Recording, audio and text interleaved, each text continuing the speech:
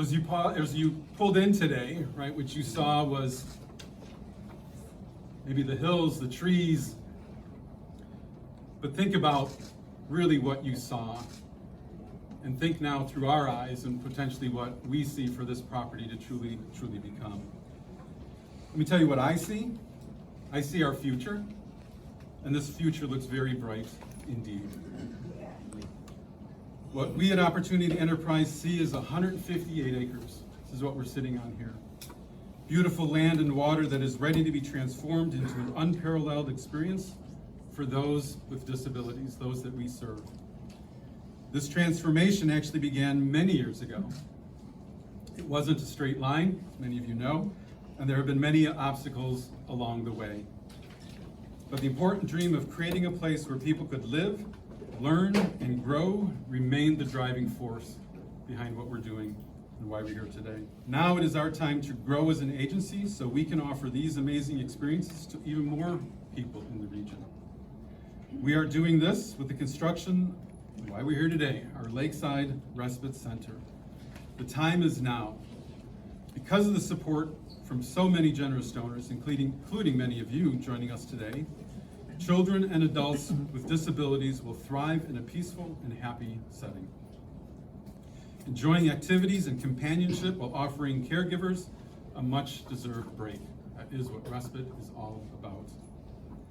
Our respite center will be a place full of laughter, peace, and certainly acceptance, starting in the spring of 2023 and into the very near future and beyond. But the vision of this property in our future does not end with the respite center. Imagine what else this beautiful setting could provide to so many. OE is focused on this vision every single day. Today, I'm not only asking you to celebrate the groundbreaking of our new center, I'm asking you to imagine a future without barriers. Imagine being a part of redefining our future by creating a very special place where barriers simply do not exist for people with disabilities. You know, when I was at Covilla right before I came here, I thought of how back in the 50s and the 60s, parents all over the state of Indiana organically met to be able to determine how they could improve the quality of life for their children who had intellectual and developmental disabilities. And over the years, that has grown and evolved. And what we are experiencing today is the future for individuals with intellectual and developmental disabilities. The vision that Neil and his leadership team have had, and then taking that vision and putting it into reality is really what we're celebrating today. As Lieutenant Governor, I chair the Intellectual and Developmental Disability Task Force. And we have 100,000 Hoosiers here in Indiana who have autism, Down syndrome, or cerebral palsy. And through that task force, we work to ensure that they have access to safe, affordable environments where they live, where they work, where they play. And what you are doing today is just one more step in the journey to provide quality of life for Hoosiers with intellectual and developmental disabilities by caring for the ones who care for them. And that, my friends, is the greatest gift that you can give, is to be able to provide some respite for those individuals who have dedicated their entire life, who have dedicated their, I'm fine, I can talk loud, who have dedicated their entire lives to caring for this population. I always say that our friends with disabilities are really just friends with different abilities.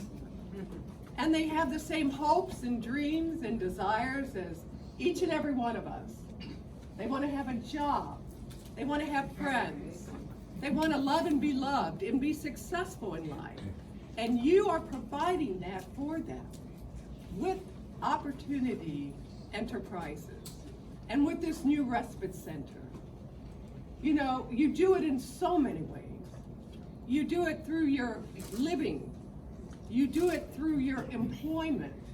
And now you're doing it through your care for those who love them and care for them and are part of their lives. When we started this process, I think, well, 9 years ago, but in earnest about 3 years ago, we knew it was going to be a tremendous challenge to take this idea and raise the money to make it into a reality. Am I talking loud enough? You are. We had to learn how to tell the story without a microphone and over Zoom. And that was an extra layer of challenge and complexity, but our development team led us through it wonderfully, and we managed to get to this point now. So it's been a super long and fun labor of love. All right, action, let's move some dirt. All right,